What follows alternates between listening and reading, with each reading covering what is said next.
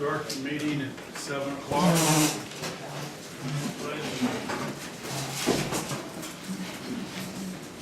I pledge allegiance to the flag of the United States of America and to the republic for which it stands, one nation, under God, indivisible, with liberty and justice for all.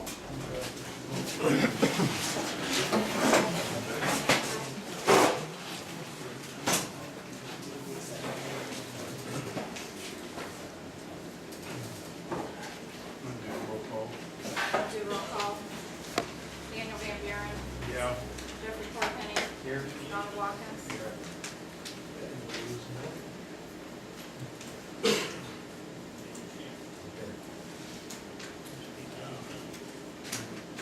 She's gonna read the minutes or one, let Eric, but we'll let Eric and Ken Oswald go ahead and speak.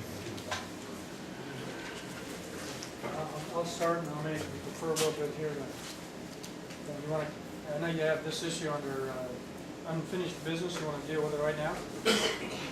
Yeah, we can if you want. Okay. Well, as I mentioned at the last meeting, we proposed that the board, yourselves, pass a resolution asking the county engineer draw up plans and specifications for either a cul-de-sac, or offset cul-de-sacs, to be precise, and a T turnaround so that the board would have a little more information on those two options, including cost specifications. He did complete that last week and provided it, well, Friday maybe? Friday, maybe. We got it Yeah, we Monday, got I think Friday. everybody got it. Okay, we got it Monday. It was just yesterday. I think everybody has got a copy of it. I don't know if everybody's had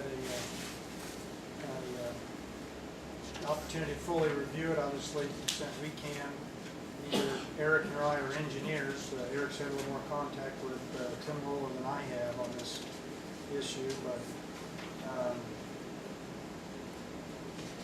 paraphrasing some of the major points of it,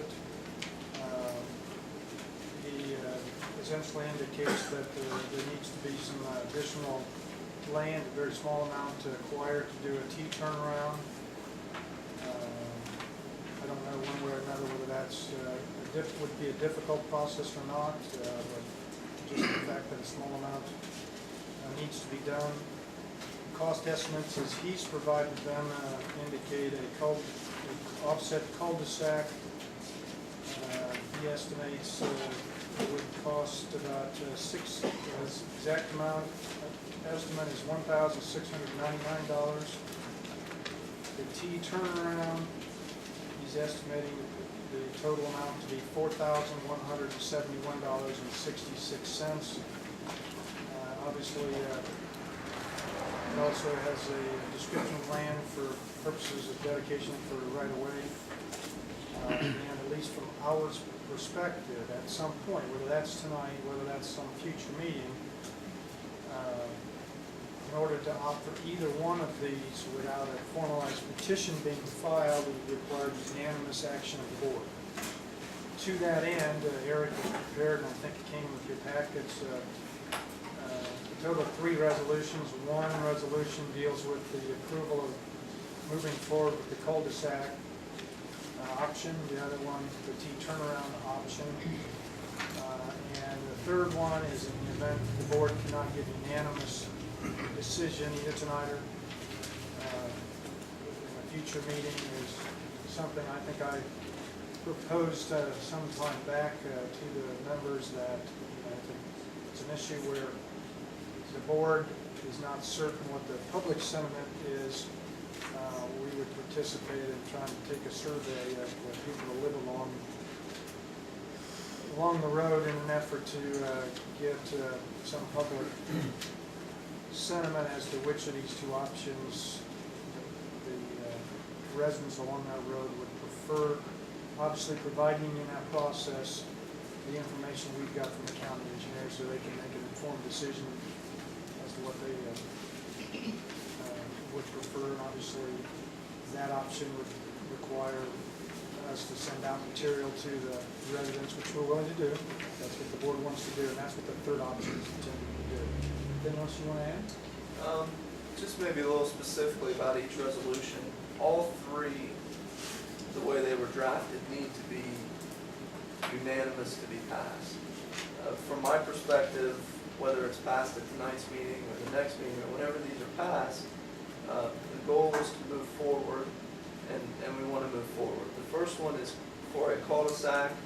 It needs to be unanimous. It describes the cul-de-sac. We've got the engineer's plans. It indicates how we're going to pay for it. Indicates cul-de-sac as the preferred alternative, and advises Jenny to go out and publish notice that the plans and specifications are on file to be reviewed by the public. The second one is for a T turnaround. It addresses the additional land that we would need to procure.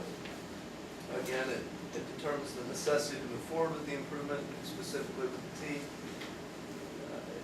It asks our office, Ken's office, to work with Mr. and Mrs. Hickey to get the necessary land. The wording in the resolution indicates that we will proceed to get the land under 555331. By no means do I mean that we are in position to take the land from Mr. Hickey. That language is in there indicating that we will proceed hopefully under 555331, which is the way we proceeded on the south, and he would be able to plat that land over to us and dedicate it to us. That's just for a T turnaround. That's for the T. The third resolution addresses both options and indicates that we are going to move forward. There's a necessity to improve the road, and we are either going to improve it with a T or a cul-de-sac. Then it directs our office to prepare a survey, distribute the survey, and give the results to this board. The resolution binds this board to the results of that survey. And then again, as with all three resolutions, the fiscal officer is ordered to go ahead and publish notice and have the plans and specifications on file. After the review of the plans and specifications, and when we're ready to make our final decision, it's got to be a minimum of 14 days, I believe, we will come back and determine whether or not basically the benefits outweigh the costs. And there's some flowery language that for some reason I can't remember specifically right now, but it's more or less whether the benefits outweigh the costs on the improvement that you're choosing.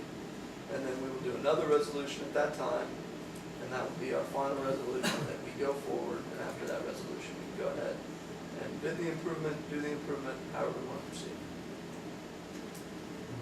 No, right now, we just need to make a motion which way we want to go, or, Yeah, again, all three need to be unanimous. And if you can't unanimously decide on the T, and you can't unanimously decide on the cul-de-sac, I would request that you unanimously decide on one or the other. And moving forward with one or the other, then we do the survey, and we come back and make our final decision after the survey. Eric, in here it says, T turnarounds can no longer be constructed in Licking County according to Licking County subdivision regulations. They can only be used as temporary measures where a route extension can be constructed.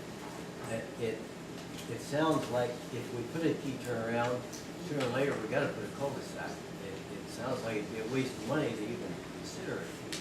Maybe, maybe not. My interpretation, I spoke with Tony Stocco a little bit about this, he deals a lot of planning commission of the subregs.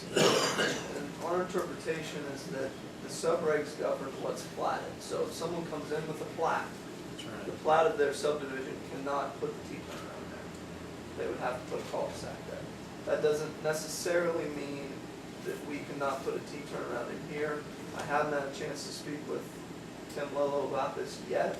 I don't want to outright say he's wrong, but we may differ from him on this issue.